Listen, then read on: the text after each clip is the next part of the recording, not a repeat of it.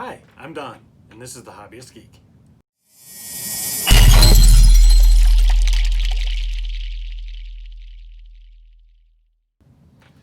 And today we are going to be continuing with issue 8 of our Ecto-1 build. We have our parts right here, so let's open her up and see what we got. Alright, here are the parts that we have for this issue. And I'm a little bit disappointed because I was hoping to continue building the rear supports instead of building the front, but it looks like we are sticking to the front of the vehicle today. We get the radiator beam struts, the left and front engine walls, left and right front engine walls. We got the horn base, some horn brackets. We've got a junction box, the junction box cover, and a cable along with a bunch of screws. Alright, we're going to start this issue by assembling the radiator beam here. We're going to take the struts and we're going to assemble them, I believe it's, let's see, right here and right here. Notice that the groove here is a little deeper than it is on this side. Okay, it's going to go that way on both positions here. Also, there's two holes. This top one, there are posts on here that will help you line everything up. And you're going to use DM screws, one per strut, to attach it. Alright, once you've got the struts attached, we've got to start building the junction box. You can do so by taking the cover and the junction box itself, and the cover and the junction box itself, and you see there's really only one way this can go to sit on there. There is a little post here on the end, and it's going to go into that little hole right there, just like that, and you can attach it with an HP screw right there through the back.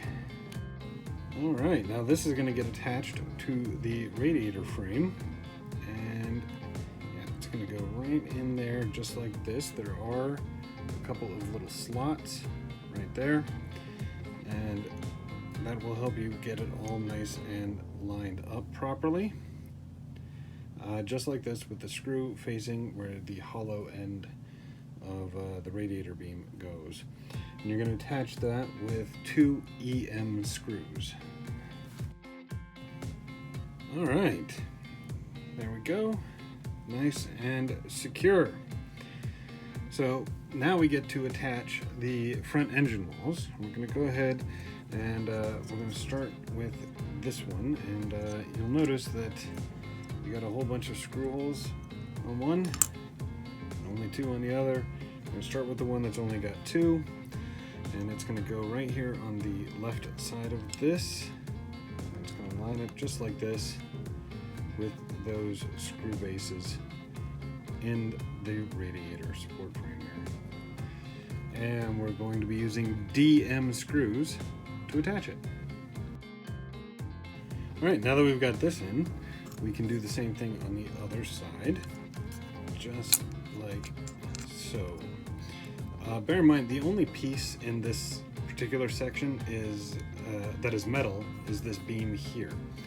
So while you're screwing all this in and manipulating it, make sure you don't put too much pressure on these thin pieces of plastic. You don't want to snap them off.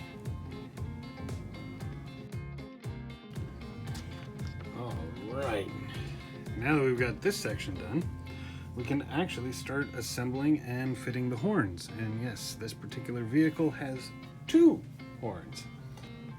So to begin, you take the horns here, and you'll notice that this back part has a hole, and that hole is going to go towards the larger section of the horn here, just like this. On the bottom, there are these two posts, okay, and they're going to go in those holes to help keep it lined up properly. Okay, now you're going to need to take one of the brackets. Doesn't really matter which bracket. I'm going to go ahead and use this one first. Okay, and you'll notice there's a little bend on one end. and then you've got a post that's lower than the other if you leave the bend at the top. So this post is going to go into that hole just like that to line it all up, and we're going to use an HP screw to hold it all together. Alright, now if you've done it right, this should be nice and secure, and it ain't going anywhere. For the second horn, same deal.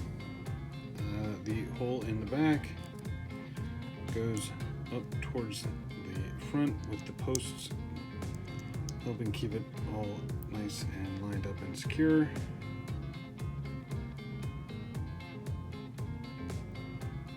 Just like that. And for the second bracket, there's actually only one post that comes off, so that's obviously going to go right in there. And it's another HP screw to tie it all together. Alright, and there we have our second horn. Now for this horn, okay, with the frame here, you've got this little thing facing outward, so it'll be on the right side, and it looks like what we're going to want to do is put this in.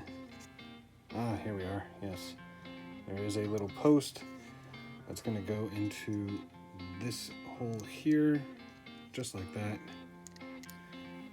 And we've got a screw going in there that's going to be another HP screw.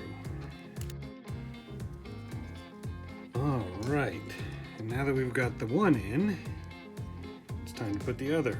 And you remember this post? Well, that's going to go in that hole. So, that'll go just like that. Lined up, nice and neat.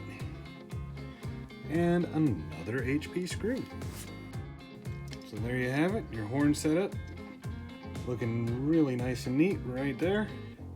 Now we're going to want to flip this thing over, and we're going to bring in the radiator from the previous issue. I'm going to line it up just like this. You've got 2 screw holes on either side, 2 screw bases on either side. Well, take that back. You got 4 screw bases on that side. I don't know why, considering there's no holes for any screws to go in, but that's okay. And we're going to use DP screws to keep it in place. And there you have it. The beginnings of the front engine wall.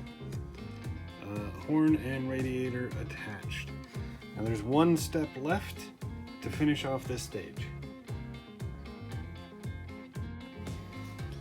Alright, the final step for this stage is to take this pipe that we got here, and it's got to attach to this peg right here on the generator.